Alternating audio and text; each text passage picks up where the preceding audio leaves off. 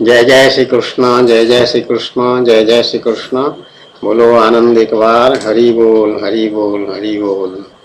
आज दिन सोमवार है, तिथि आषाढ़ कृष्ण चतुर्थी। मैं दूसरी राधा कृष्ण प्रिया कृष्णानंद डीके पंडा पूर्व आईजी पुलिस, मेरे स्वामी मेरे पतिदेव भगवान श्री कृष्णचंद्र के श्री चरणों में कोटि कोटि प्रणाम, साक्षात दंडवत। बाकी सभी को आशीर्वाद, सबका कल्याण। अभी एक वीडियो रिकॉर्डिंग कर रहे थे इंद्रियों के बारे में, इंद्रिय बुद्धि विवेक, उनका निग्रह, विषय भोग आदि के बारे में। तो एक श्लोक बता रहे थे कि कैसे क्रोध से बुद्धि नष्ट हो जाता है। मन जो है, इंद्रियों को मन, इंद्रियों का राजा मन है ऐसा कहते हैं। मन इंद्रियों को कंट्रोल करता है, नियंत्रित करता है। या इंद्रियां मन को लेकर के काम कर सकते हैं, अपने आप नहीं कर सकते हैं। जब तक मन साथ नहीं देगा तो कोई इंद्रिय काम नहीं करेगा। कोई भी काम करो उसमें मन होना चाहिए। अब मन होगा तो काम करोगे। तुम लोग ऐसे जानते हो, ठीक है, मेरा मन कर रहा है फलाना काम करने के लिए, तो तुम काम करते हो, ठीक है। मन कर रहा है तो करो। गाना गाने को मन कर रहा है, गाना गाओ।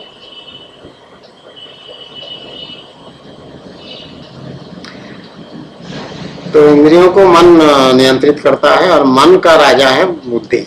बुद्धि से मन संयम में रहता है। बुद्धि मन को कहता है कि देखो मन तो कर रहा है तुम्हारा ये काम करने के लिए, लेकिन ये अच्छी बात नहीं है, पिताजी देखेंगे तो नाराज होंगे, तो इसलिए काम अभी मत करो। तो बुद्धि समझा देता है, तो मन पे शांत हो जाता है, मान लेता है ठीक है चलो अभी नहीं करते, रोक लेता है उस काम को या मन को। तो ये बुद्धि का काम है। यही सब चर्चा अभी हम कर रहे थे। तो उसमें एक श्लोक देखना चाह रहे थे भगवद गीता में, तो वो नहीं मिला था, अब उसको मिल गया है। तो ये बहुत महत्वपूर्ण श्लोक है। मनुष्य के व्यवहार में ये बड़ा काम आएगा जिसको उसका ज्ञान होगा। गुस्सा तो सबको आता है, क्रोध करते हैं सब लोग। उसमें थोड़ा सा भाषा की बात है। क्रोध में दूसरों को नुकसान पहुंचाना शामिल होता है, लेकिन वास्तव में ऐसा नहीं होता है। वास्तव में जो गुस्सा करते हैं परिवार के अंदर, मान लीजिए तो माँ गुस्सा करती है अपने संतानों के लिए, बेटा बेटी जो भी है, कोई गड़बड़ हरकत करता है, मारपीट करते हैं, तो माँ गुस्सा करती है। लेकिन माँ के मन में बिल्कुल रंच भर भी ये उनको नुकसान पहुंचाने का भाव नहीं होता है। तो उसको क्रोध नहीं करके उसको क्षोभ कहा जाता है। असल शब्द क्षोभ है कि गुस्सा का भाव है लेकिन नुकसान करने का इरादा बिल्कुल नहीं है। उसी तरह भाई बहन में भी जो गुस्सा करते हैं, लड़ते झगड़ते भी हैं, गाली गलौज भी कर लेते हैं, तो उसमें ही एक दूसरे को नुकसान पहुंचाना नहीं चाहते हैं। उल्टा बाहर अगर कोई अपने भाई को या बहन को कोई कुछ कर दे या कह दे तो फिर भाई लड़ पड़ेगा वहां पे उसी के लिए जिसके साथ घर में वो खुद लड़ता रहता है, उसकी हित चाहता है हमेशा। घर में भी जो गुस्सा करता है उसको तो आपस में गुस्सा करते हैं, तो एक दूसरे को नुकसान पहुंचाने के लिए नहीं, तो वो क्षोभ है, वो क्रोध नहीं है। भगवान लेकिन भगवद गीता में इसमें दूसरे अध्याय का ये 63वां श्लोक है, इसमें क्रोध शब्द का प्रयोग किया है। क्रोध जो है, क्रोधाग्नि कहते हैं उसको। क्रोध ऊंचे दर्जे का गुस्सा है जिसमें कि दूसरे को नुकसान करने का भाव बहुत रहता है। जैसे दुर्वासा मुनि जो थे वो बहुत क्रोधी स्वभाव के थे, ऐसा सब शास्त्र में मान्यता है। दुर्वासा जल्दी से क्रोध में आकर के श्राप दे देते थे।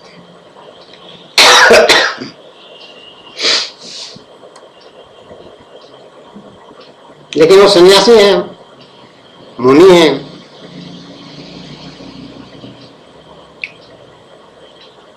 लेकिन क्रोध करते थे, ऐसा शास्त्र में है। तो उसी क्रोध को लेकर के ये श्लोक है, उसमें कह रहे हैं, श्लोक को पढ़ दे रहे हैं। क्रोधात् भवति सम्मोह, सम्मोहात् स्मृति विभ्रमः, स्मृति भ्रंशात् बुद्धिनाशो, बुद्धिनाशात् प्रणश्यति। तो इसमें कई स्टेजेस दे रखे हैं, सोपान, कई सोपान या कई सीढ़ियां, कई एक के बाद दूसरा होगा, दूसरे के बाद तीसरा होगा, तीसरा के बाद चौथा होगा, इस तरह से ये सीरियल इसमें है, क्रम है। तो पहला है क्रोध से क्या होता है, क्रोधात् भवति सम्मोह, भवति मतलब होता है, सम्मोह, सम्मोह होता है, मोह हो जाता है, आदमी मोहित हो जाता है। जिसको क्रोध एकदम जागृत हो गया ना, और साइंटिफिकली अगर इसको बताइए, वैज्ञानिक जो आजकल का वैज्ञानिक मॉडर्न साइंस का जो है, बायोलॉजी में जो बातें मालूम है या साइंस जो बात मालूम है, वो ये है कि एड्रेनालिन ग्लैंड एक है, एड्रेनालिन ग्लैंड अपना शरीर के अंदर पेट के आसपास कहीं है, मेरे ख्याल में बाइल ग्लैंड जो है उसी से मिला जुला है, उसके आसपास, उससे सिक्रेशन निकलते हैं, उसमें वो छोड़ता है रस उसमें निकलते हैं, वो ब्लड में, खून में आता है। उसी से ये गुस्सा या बहुत बड़ा साहस का काम जो करते हैं आदमी, वो एड्रेनालिन ग्लैंड से होता है। या आपस में जैसे कुत्ते भिड़ जाते हैं, या बिल्ली आपस में लड़ पड़ते हैं, या आदमी आपस में लड़ पड़ते हैं, वो एड्रेनालिन ग्लैंड के रस का काम है, ये साइंस है उसका। तो एड्रेनालिन ग्लैंड से रस अगर निकलेगा तो आदमी, वो ऐसा जब परिस्थिति बनेगा, गुस्से वाला माहौल आ गया, गुस्सा जब चढ़ने का है, तो वो ब्रेन में जाता है वो बात। तो ब्रेन फिर तय करता है कि कहाँ गुस्सा होना है इस आदमी को, जिस शरीर में वो ब्रेन है, मस्तिष्क है, मस्तिष्क तय कर लेता है कि अभी इसको गुस्सा करना चाहिए। तो वो मस्तिष्क जो है वो एड्रेनालिन ग्लैंड को आदेश देता है, और सब नर्व्स लगे हुए हैं, सब जगह पहुंचे हुए हैं उसके तार, तो करंट चला जाता है, वहां पे मैसेज चला जाता है, प्रोटीन का मैसेज होता है, और वो एड्रेनालिन ग्लैंड से रस निकलना शुरू हो जाता है। शुरू हो जाता है इसका, उसी समय वो तांडव शुरू हो जाता है, हाथ पांव मुंह से बहुत जोर जोर से बोलना, आंखें ऐसे करके देखना लाल लाल करके, और खून पसीना निकल आना, और मारने पीटने को जो भी करना चाहता है वो तांडव शुरू हो जाता है। ये साइंटिफिक एक्शन है, वैज्ञानिक प्रक्रिया यही है। लेकिन असल में क्या होता है, ये वैज्ञानिक प्रक्रिया के पीछे क्या रहस्य है, उसको भगवान कह रहे हैं कि क्रोध होने से मोह हो जाता है, मोहित हो जाता है मनुष्य, उसका होश नहीं रहता, जीता जाता है ठीक ठाक, लेकिन वो वास्तव में उसका होश खत्म हो चुका है, वो मोहित हो गया, उसको पता ही नहीं कि मैं मोहित हो गया, मैं मोहित हो गया हूं, ये उसको पता नहीं है। मोह का ये सबसे बड़ा रहस्य है। जो आदमी मोहित रहता है ना, उसको पता नहीं रहता है कि मैं मोहित हूं। जैसे ये नारद जी के बारे में कथा है, सुने होंगे सब लोग, जिसमें ये हुआ है कि वो एक राजा के यहाँ गए थे, तो वहां पे उन्होंने उसकी लड़की को देखा, राजकुमारी को, और वो मोहित हो गए। मोहित हो गए इतना कि उनको पता ही नहीं चला कि वो सन्यासी होते हुए कैसे उसके प्रति आकर्षित हो रहे हैं, और उनका स्वयंवर की बात, उनके शादी करने की बाद ये सब बातें वो कह डाले वहां। तो राजा ने कहा इसका स्वयंवर होगा और तब जाकर के विवाह होगा, ऐसा ऐसा सब ये वरमाला डालेगी जिसको। तो नारद जी वहां इतना मोहित हुए कि वो भगवान के पास पहुंच गए, नारायण श्री हरि मेरे स्वामी भगवान श्री कृष्णचंद्र के पास पहुंच गए, और उन्होंने कहा कि ऐसा ऐसा स्वयंवर हो रहा है, और राजकुमारी बहुत अच्छी है, ठीक, मैं पसंद करता हूँ, मेरा चेहरा आप इतना सुंदर बना दीजिए कि मुझे ही वो वरमाला डाले। तो भगवान यही कहते हैं, हमारे भगवान नारायण, भगवान विष्णु, भगवान श्री कृष्णचंद्र, भगवान श्री रामचंद्र का ये विशेषता है कि भक्त जो मांगता है उसको वो नहीं देते हैं, उसके जो कल्याण होगा वही चीज वो देते हैं, जिसमें कल्याण नहीं होगा वो चीज उसको नहीं देते। तो भगवान कल्याण चाह रहे थे, नारद के सन्यासी संत महापुरुष कहाँ इस चक्कर में पड़ गया, कहाँ राजकुमारी को क्या देख लिया। लेकिन राजकुमारी कामिनी है, मैं इस बारे में पहले दूसरे वीडियो में कह चुकी हूँ। स्त्री जाति कामिनी है, वो मोहित करता है, मोहित करने में जो मोहित होता है उसको पता नहीं चलता कि मैं मोहित हूँ, वो फंस जाता है, जिसको आम भाषा में कहते हैं फंसना। उसने उसको देखा, उसको फंस गया, या उसने उसको फंसा लिया, ऐसे भाषा का प्रयोग होता है। दोनों तरफ से होता है, आदमी फंस जाता है और वो लड़की फंसा भी लेती है जानबूझ करके, ऐसे अंग भंगिमा कर देगी कि बस वो लट्टू हो जाएगा और उसके गुलाम बन जाएगा। ये कामिनी का इतना तेज होता है, उसमें चालाकी होता है, या ये क्या कहे उसको, जो भी कहे वो होता है, गुण होता है कह दीजिए उसको। गुण कहने से उनको थोड़ा संतोष होगा स्त्रियों को। तो भगवान क्या किए, नारद जी का चेहरा बिगाड़ दिए, जो था सन्यासी वाला चेहरा जो कुछ था उसको बिगाड़ दिए, बंदर जैसा बना दिए कुछ। और जाके पहुंच गए उनको, तो उन्होंने चेहरा तो अपना देखा नहीं शीशे में। सन्यासी को शीशे से क्या मतलब है, दर्पण में देखने से क्या मतलब। वो पहुंच गए वहां पे स्वयंवर में, और लड़की आई और दूसरे के गले में मरमरा डाल दी, इसको छोड़ दिया, बाईपास कर गई। तो इसके बाद जाकर के अपना देखे चेहरा, उसको मैं कहा था नारायण से क्या कैसा किए, नारायण का बनाया हुआ चेहरा कैसे वो पसंद नहीं करेगी। और देखे तो अपना बंदर वाला चेहरा दिखाई दिया।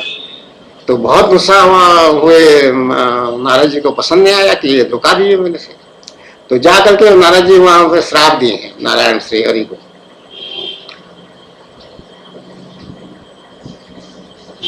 कि तुम मनुष्य लोक में तुम्हारा जन्म होगा, ऐसा कुछ कह दिया। तो भगवान ने उससे फिर अवतार लिए।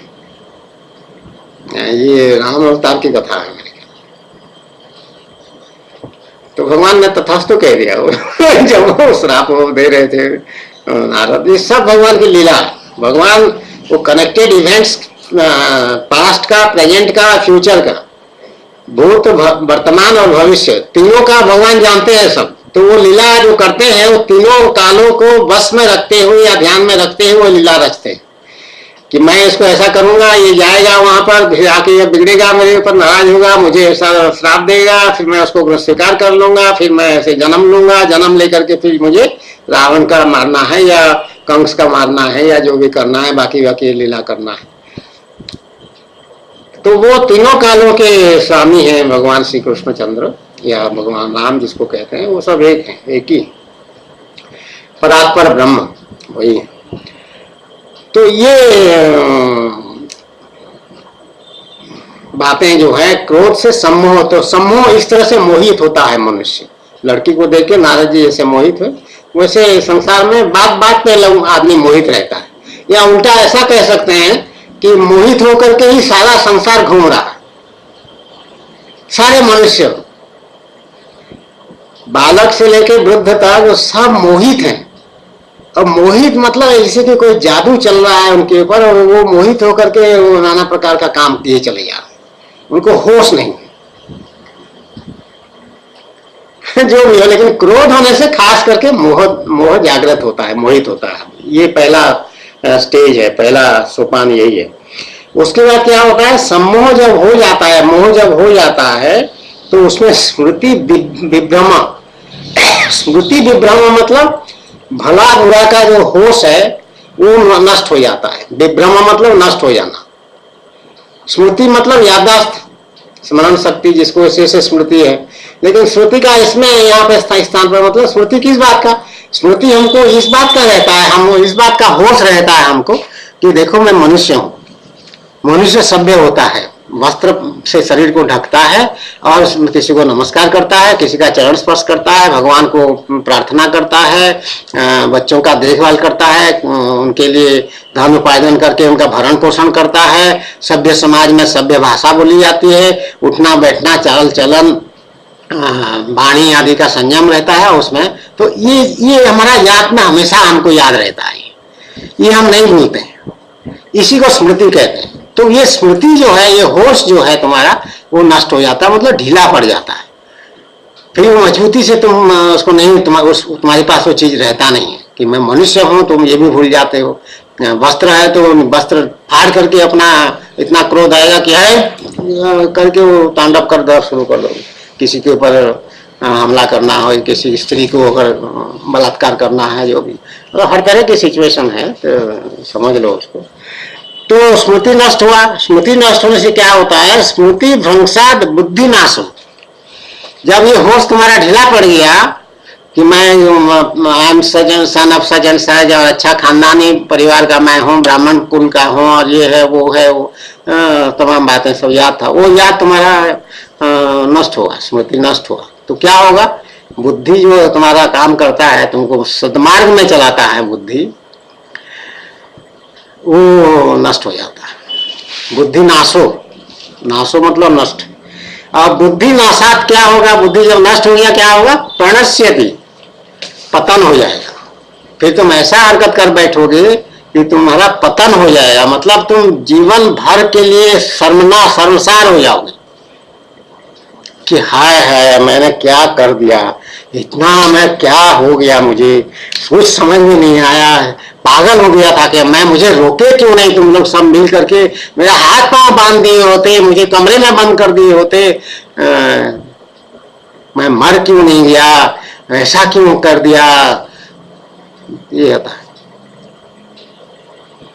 वो खुद ही नहीं समझ पाता है कि क्यों ऐसा उसके हाथों से हो गया, उसके द्वारा हो गया। तो ये इस श्लोक का रहस्य है और सत्य है, भगवान की वाणी है, भगवान का नियम है। ये सारा नियम जो है पक्के नियम है, इसमें जरा भी कोई हेर फेर नहीं हो सकता है। इसलिए क्रोध को, क्रोधाग्नि को सब त्याज्य माने हैं, क्रोध को कोई प्रशंसा नहीं किया है। सब कहे हैं कि क्रोध ना करो, गुस्सा मत करो, गुस्सा मत करो, गुस्सा मत करो, शांत रहिए, शांत रहिए, डैडी शांत रहिए, पापा शांत रहिए, स्वामी शांत रहिए, शांत रहिए। परिवार के सब लोग समझ जाते हैं गुस्सा मत करिए, गुस्सा मत करिए। हाई ब्लड प्रेशर बढ़ जाएगा, फिर उसमें स्ट्रोक हो जाएगा, स्ट्रोक हो जाएगा तो पैरालिसिस हो जाएगा, फिर बिस्तर में पड़ जाओगे या मर जाओ। तो गुस्सा जो है बहुत हानिकारक है, ये सब जानते हैं, फिर भी संसार में गुस्सा दिखाई पड़ता है। हालांकि आजकल वैसा गुस्सा देखने में नहीं आ रहा है जैसा पहले जमाने में देखने में आता था, ऐसा हमको लगता है। लोग जो है नपुंसक होते जा रहे हैं क्या? ये औरतें जो हैं आदमियों को बिल्कुल गुलाम बना करके उनको निचोड़ डाले हैं और उनका पुरुषत्व को नष्ट कर दिए। कहते हैं, कहावत है ब्राह्मणों के बारे में कि वो ब्राह्मण किया जो गुस्सा ना करे। दुर्वासा ब्राह्मण, दुर्वासा ऋषि जो है ब्राह्मण, इसलिए तो गुस्सा करते थे। ब्राह्मण का अधिकार है गुस्सा करना, जैसे कि ऐसे शास्त्र में आया है ये बात। अब ब्राह्मण के गुस्सा से एकदम सावधान रहना, डरना, बहुत दूर भाग जाना, पास रहना नहीं, वहां भस्म हो जाओगे, नष्ट हो जाओगे, बर्बाद हो जाओगे। ऐसा होता है ब्राह्मण का क्रोध। लेकिन क्रोध करने वाले मनुष्य का सर्वनाश करता है, इसमें भगवान ये समझा रहे हैं। तो गुस्सा का महिमा मंडन वो नहीं है कि ब्राह्मण का क्रोध से बचना। ब्राह्मण अधिकतर जो सच्चा ब्राह्मण होता है वो सात्विक होता है ज्यादातर, क्योंकि पूजा पाठ करता है, उसका मुख्य काम यही है, ज्ञान की बातें करना, लोगों को समझाना, मार्गदर्शन कराना, गुरु है। ब्राह्मण जो है बाकी जातियों के लिए गुरु माना गया है। तो गुरु है तो मार्गदर्शन करेगा उसको, कोई भी बात होगी तो वो राय देगा कि इस रास्ते में ये करना ठीक रहेगा। ऐसा करते हुए हमने बचपन में देखा है ब्राह्मणों को, जो कुल पुरोहित होते हैं वो या कुलगुरु होते हैं, उनका यही काम होता है। हमने देखा है अपने परिवार में ये सब होते हुए। बहुत इतना सात्विक, वो जो खाड़ी मिश्र कहते थे खाड़ी मिश्र, खाड़ी मतलब एक लकड़ी का टुकड़ा और काले थे एकदम। ये ब्राह्मण लोग जो असल ब्राह्मण होते थे ये काले रंग के होते थे। ये व्यासदेव जो हैं ये बहुत काले रंग के थे, इसलिए तो वो धृतराष्ट्र अंधा पैदा हुआ, क्योंकि वो जो दो राजकुमारियां थी,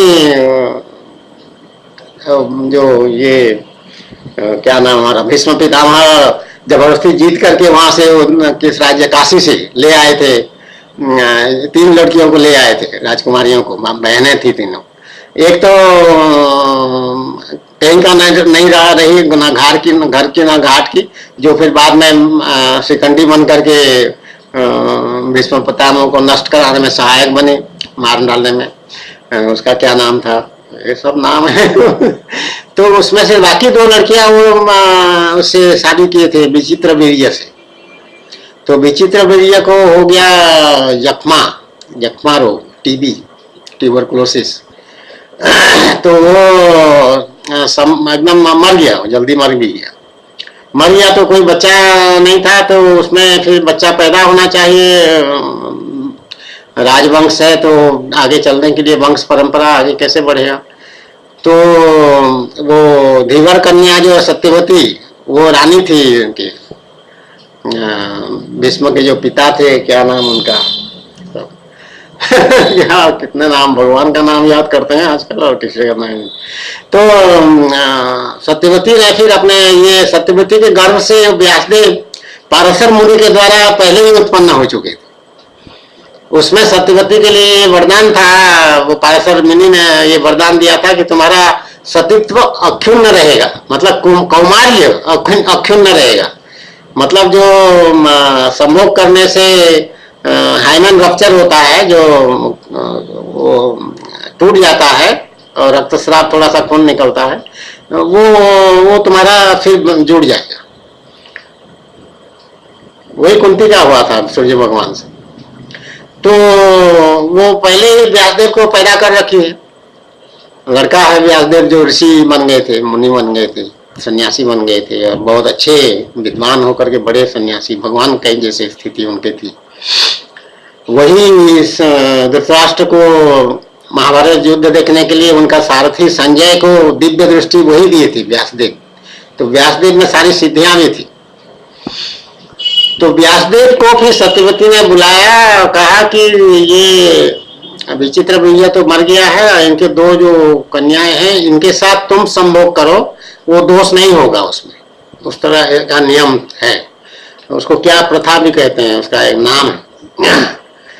तो उनसे तुम्हारा पुत्र उत्पन्न होंगे तो ये राजवंश चलेगा। फिर तो उसमें एक राजकुमारी के पास ये गया, तो उसमें पांडु पैदा हुए, जिनका नाम पांडु था, और दूसरे के से धृतराष्ट्र का जन्म हुआ। तो धृतराष्ट्र अंधा इसलिए हुआ, अंधा जन्म से, क्योंकि वो लड़की, ये व्यासदेव इतने काले रंग के और इतना देखने में इतना कुरूप थे, बहुत खराब उनका शरीर का था, चेहरा था, सब कुछ खराब था, बहुत देखने में सुंदर नहीं थे बिल्कुल भी, बहुत कुरूप थे।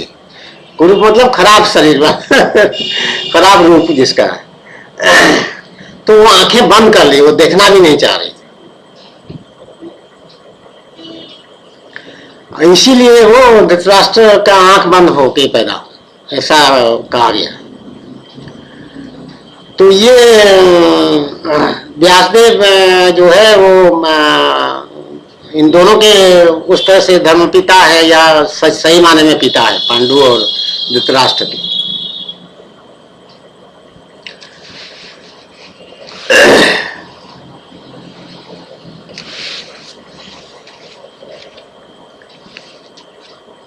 तो संसार में जो लोग हैं इस नियम को समझना चाहिए और क्रोध से बचना चाहिए। क्रोध से ब्लड प्रेशर और स्ट्रोक वाली बात तो हमने बहुत काफी सुना है लोगों का, लेकिन खराब परिणाम होना जो है वो भी लगभग सभी को मालूम है। तो जानते बूझते समझते हुए क्यों क्रोध करें। ये नियम अगर मालूम हो, भगवान का नियम बनाया हुआ है, तो इसलिए अपने को थोड़ा सा संयम में रखने का उपाय ढूंढ सकते हो। क्रोध से बचने का तुरंत ये है, कहते हैं कि तुम 1 से 100 तक गिनती करना शुरू कर दो। 1 2 3 4 5 6 7 8 ऐसे, इतना जब तक 100 पहुंचोगे तब तक शांत हो जाओ। दूसरा कहते हैं पानी पी लो, 1 गिलास पानी पी लो, 2 गिलास पानी पी लो। तीसरा ये है कि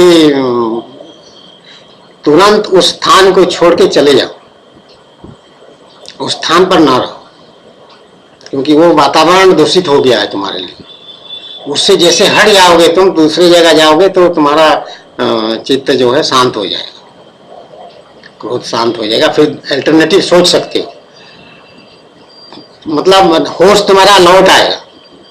उस स्थान अगर छोड़ दोगे जो सम्मोह मोह हो गया है, मोहित हो गए हो, मोहित से बच जाओगे। फिर तो घर वालों को भी, अपने किसी मित्र आदि को भी बता के रखना चाहिए कि मुझे जब गुस्सा आए तो मुझे वहां से कहीं दूर ले चलना, वहां से खींच के ले जाना। मैं अगर मना भी करूं तब भी मुझे ले जाना, ऐसा भी कहा जा सकता है पहले से तैयारी करके। स्थान का त्याग से बहुत लाभ होता है। उसी तरह किसी के प्रति, तुम्हारी किसी स्त्री के प्रति, मान लो किसी लड़की के प्रति तुम्हारा आसक्ति बढ़ रहा है, वो देख रहे हो, जैसे शादी ब्याह है और वहां पर किसी लड़की के प्रति आकृष्ट हो रहे हो, बहुत ज्यादा, इतना आकृष्ट हो रहे हो कि उसके पास जाने को, उसको छूने को मन कर रहा है तुमको। तो उपाय यही है, वहां से भाग जाओ, तुरंत चले जाओ, अपना जो तुम याद किए हो सब उसको याद करो कि नहीं नहीं नहीं, यहाँ मेरा रहना ठीक नहीं है, वहां से चले जाओ, दूर हट जाओ। एक तो लड़कियों को देखना हमारा शास्त्र में मना है, खास करके उनके चेहरे को, मुखमंडल को देखना तो एकदम मना है। स्त्री को देखना हो तो उसके चरणों को देख सकते हो, नीचे देख सकते हो। इसलिए लक्ष्मण जब वन में सीता लक्ष्मण को जबरदस्ती भेजे कि मेरे पति संकट में हैं, तुम जाओ उनको बचाने के लिए, उनकी सहायता करने के लिए चले जाओ। लक्ष्मण के लिए भगवान राम ने ये आदेश दिया था कि यहां से बिल्कुल हिलना नहीं, तुम यहीं रहना और सीता की रक्षा करना।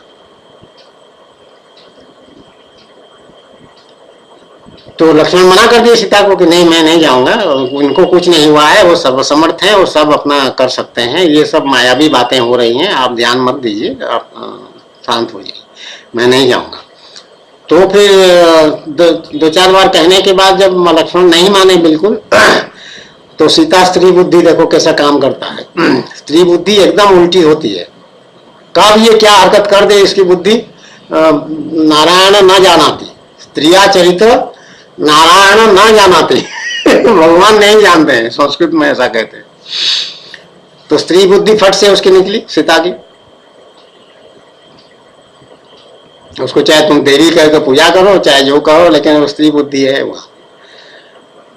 फट से आरोप लगा दिया अपने देवर के ऊपर, लक्ष्मण के ऊपर, कि तुम इसलिए नहीं जा रहे हो, मैं समझ गई हूं क्यों नहीं जाना चाहते हो। इसलिए नहीं जाना चाहते हो कि तुम वो मर जाए तुम्हारे भाई तो तुम मुझे कब्जा कर लोगे, मुझे पालोगे, इसलिए तुम नहीं जा रहे। कितना खराब आरोप लगा दिया। तो वहीं पे लक्ष्मण ने ये शायद सोचा है या कहा है कि मैंने अपनी भाभी का, मतलब सीता का शरीर को कभी देखा ही नहीं है।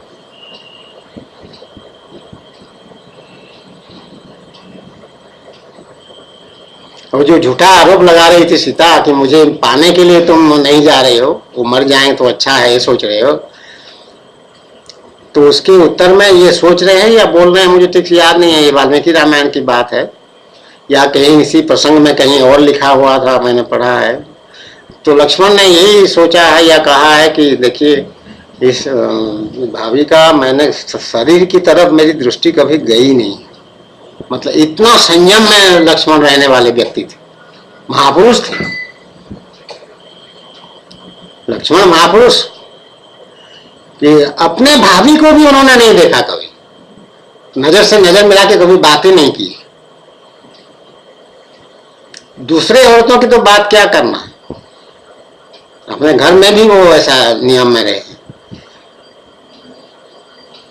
तो ये सनातन धर्म की मर्यादा है कि लड़कियों को, औरतों को देखना। परद आरेसु मातृवत, जैसे सीता है, बड़े भाई की धर्मपत्नी है, मां जैसी है। बड़े भाई की पत्नी होने से तो मां जैसी होंगे ही होंगे, लेकिन किसी बाहरी व्यक्ति की धर्मपत्नी भी जो है वो भी मातृवत ही है, मां है तुम्हारे लिए, हमारे लिए, सबके लिए, दूसरे पुरुषों के लिए वो मातृवत है। इसलिए किसी पराई स्त्री को तो कुदृष्टि से देखने का प्रश्न ही नहीं उठता है। सनातन धर्म का मर्यादा यही है और यही मूल आधार है सनातन धर्म। आजकल वो सब उसके धज्जियां उड़ा दे रहे हैं लोग वो बात दूसरी है, ये कलयुग है। तो युग धर्म के अनुसार जो हमारा सनातन धर्म का मर्यादा है वो नष्ट हो रहा है, बड़ी जल्दी जल्दी बड़ी बड़ी बातें हो रही हैं। हाँ, वो मर्यादा सब रहा नहीं कुछ, क्योंकि जो परेदारे सो है, वो दारा जो है, स्त्री है, दूसरों की धर्म पत्नियां, वो स्वयं उच्छृंखल हो चुकी हैं। वो दूसरे पुरुषों को पटाने में भी लगी हुई है, ऐसी स्थिति आ गई। चाहे ऊपरी आमदनी के लिए हो, चाहे शारीरिक सुख पाने के लिए हो। और इसके एडवर्टाइजमेंट्स आ रहे हैं इंटरनेट में, देखिए क्या वो कहते हैं, अनसेटिस्फाइड वाइफ्स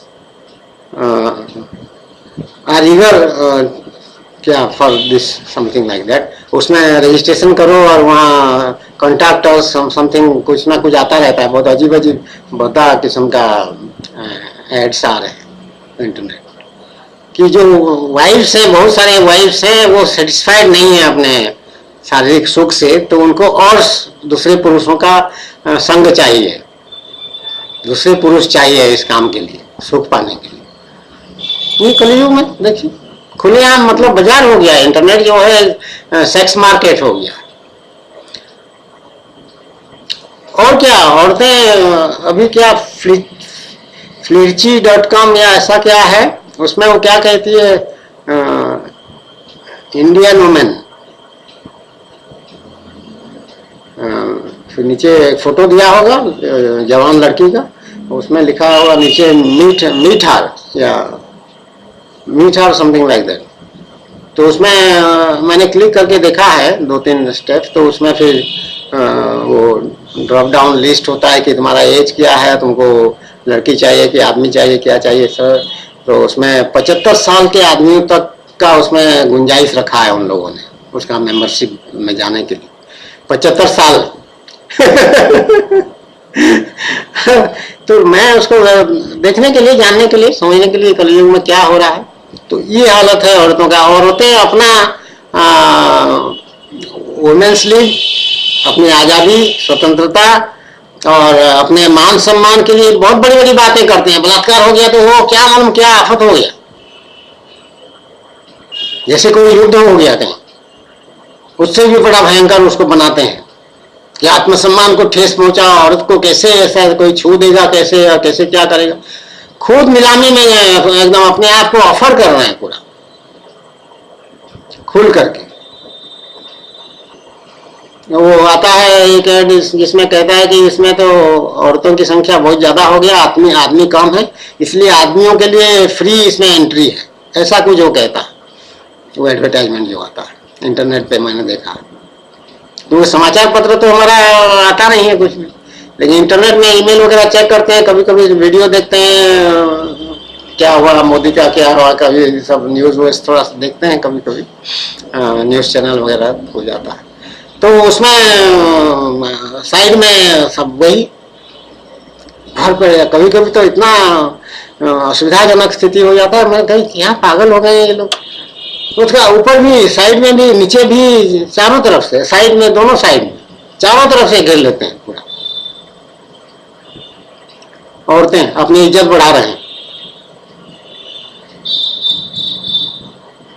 और क्या चीज, वही विषय सुख को लेकर, विषय भोग को लेकर, जिसके लिए भगवान, अभी मैं पिछले वीडियो में यही कहा था कि विषय भोग के लिए भगवान ये 22वें अध्याय भागवत महापुराण का 22वें अध्याय का 56वां श्लोक एकदम कह रहे हैं उद्धव को, इसलिए इन दुष्ट इंद्रियों से विषयों को मत भोगो। स्पष्ट आदेश है भगवान का, विषय भोग के से दूर रहो, बस विषय भोग मत करो। ये अभी विषय नहीं, अभी तो क्रोध की वाली बात थी, लेकिन इसमें ये प्रसंग से आ गया ये बात कि ये अवस्था हो रही है। ये सब रिलेटेड है। वैसे क्रोध जो है वो विषय सुख ना मिलने से होता है। विषय सुख मन का विषय है, मन करता है कोई विषय भोग करने के लिए, और उसको अगर कोई रोक दे, उसी में क्रोध पैदा होता है। ये भगवद गीता में ही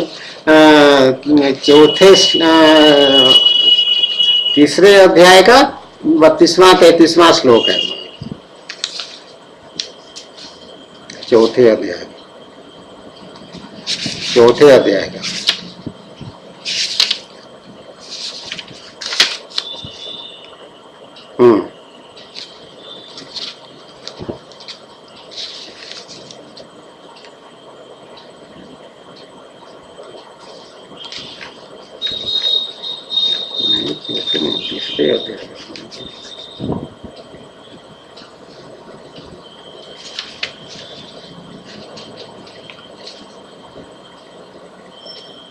तीसरे अध्याय तीसरे अध्याय का 37वां श्लोक, 37वां 38वां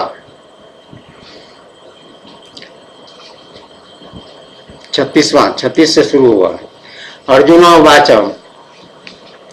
हिंदी वाला पढ़ रही हूँ, संस्कृत वाला नहीं पढ़ रही हूँ। अर्जुन बोले, हे कृष्ण, तो फिर यह मनुष्य स्वयं न चाहता हुआ भी बलात् लगाए हुए की भांति किससे प्रेरित होकर पाप का आचरण करता है? अर्जुन भगवान से पूछ रहे हैं कि ना चाहते हुए भी मनुष्य पाप करने के लिए, जैसे किसी ने जबरदस्ती लगा दिया पाप कर, कैसे वो पाप करता है, क्यों?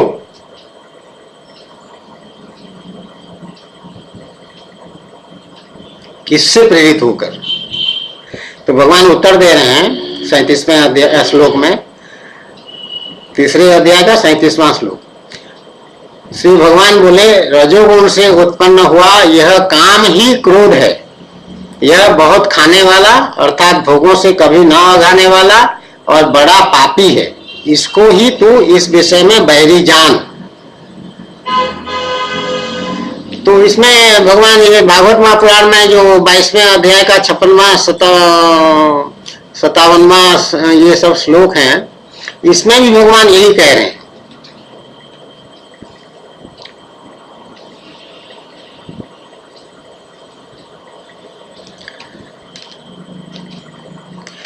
कभी तृप्त ना होने वाला, उसी 56वें श्लोक में यही कह रहे हैं कि ये क्रोध दुष्ट इंद्रिय जो हैं ये कभी तृप्त ना होने वाले हैं, कभी ना अघाने वाले। ये गीता में यही कह रहे हैं 37वां श्लोक में भगवान कि रजोगुण से पैदा होता है ये कामना, इच्छा।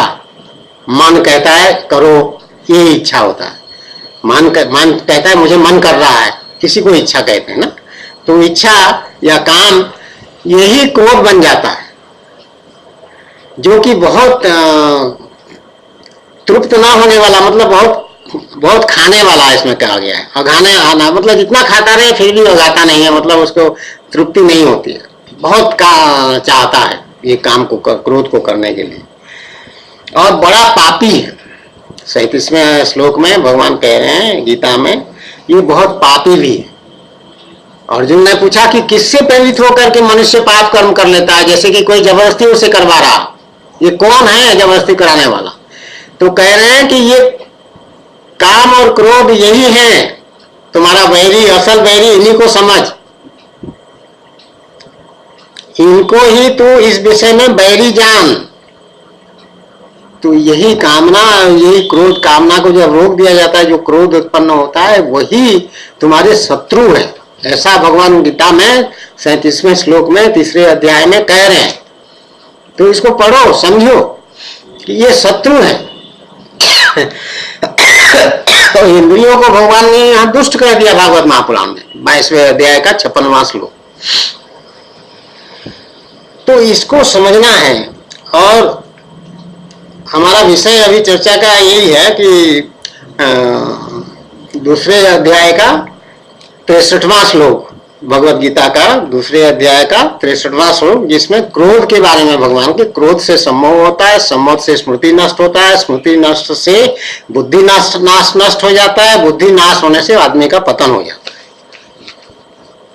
क्योंकि पाप कर्म कर ही डालता है, बचता नहीं है, फिर अपने को बचा नहीं सकता।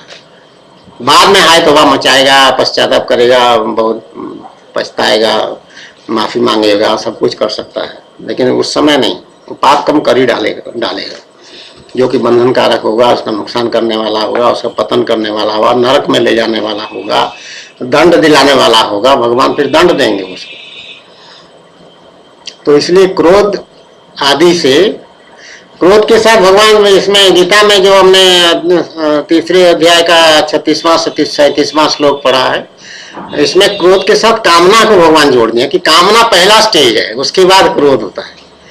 बिना कारण तो क्रोध नहीं होता ना, कोई इच्छा होता है, कोई कारण होता है क्रोध करने का, कि तुम्हारे इच्छा के विरुद्ध कोई बात हो जाता है, तुम चाहते हो ऐसा हो और होता उल्टा है, या कोई एकदम गड़बड़ कर बैठता है, या कुछ कर बैठता है, धोखाधड़ी कर देता है, या तुम्हारे किसी को, अपने आदमी को किसी को कोई मार डालता है, तो तुम चाहते हो सुरक्षित रहे तुम्हारा बच्चा, और बच्चे को कोई ले गया फुसला वसला करके जहर खिला करके मार डाला, तुमको पता चल गया, तो क्रोध आता है।